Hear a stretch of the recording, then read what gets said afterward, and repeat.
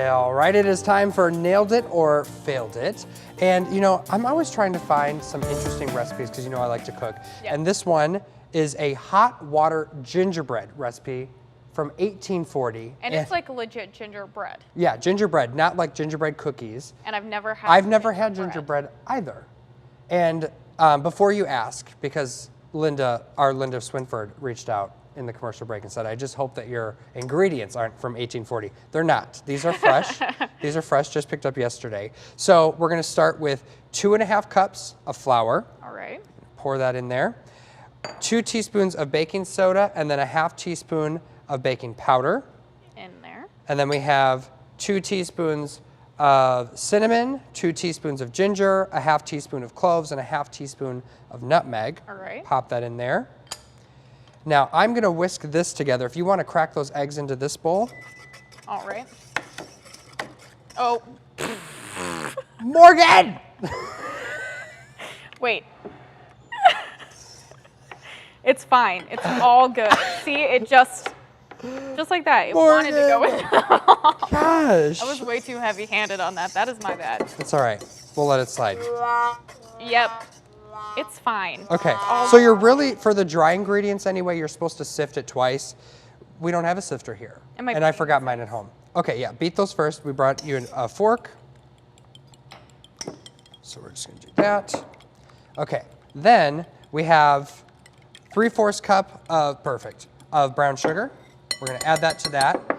And then we need 3/4 cup of oil if you wanna put that in there. So the reason we're gonna do the oil first is because molasses is sticky and it's hard to get out. So if you pour it in the oil first, Yes. then there's a little bit of a line, a film, if you will. Okay. Pour that in here.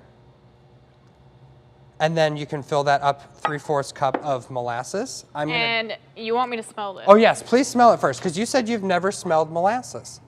Oh. Yeah, that is nasty. Perfect. 3/4 cup? 3/4 cup, I know. That's a lot. Okay, I don't make the rules. This is from 1840. Maybe they liked molasses back then. Weirdos. Kidding. I don't think anyone's watching from 1840. Oh, look at that. It comes out so nice. Yeah, came out very clean. Here, show it. See, look at how clean that is. Isn't that perfect? All right, so go ahead and mix that up. Okay. Yeah, perfect. And then it calls for a cup of hot water. So I'm gonna go ahead and add that as well. Whoa. So now be careful because it's hot. I'm gonna use do you mind if I just delve in here a little bit? Just to move it a little, we need to move along here. Just like that. I don't know what that was. exactly like that. Yeah, okay, so I think that's good. Okay. All right, so then we're gonna go ahead, we're gonna pour that into our dry ingredients. Okay. So while you're doing all this, you're gonna have your oven at 375. Okay. And if you wanna bring over that pan that I have here, this glass pan, baking pan.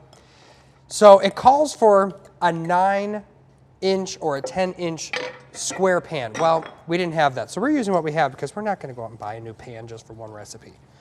So you're gonna go ahead and mix, and then you pop this in here, you're gonna bake it for a 1/2 hour. We don't have a 1/2 hour. So I had to bake one in advance. And I made some homemade whipped cream, which I will have the recipe, thank you, which then I will have the recipe for online. I have never had gingerbread, you've never had gingerbread, and you've also never had my homemade whipped cream. So let's find out, was this a recipe that we should save or should it be lost to history? Oh no. Oh no, I can't. Okay, wait. That is good. That is so You know what? good. I like that better than a gingerbread cookie, if I'm being honest. Really? Yeah, I'm I not like a it big too. fan of gingerbread cookies, and honestly, I'd rather have this. Yeah, awesome. Well, I would say it's a nailed it then. Nailed it.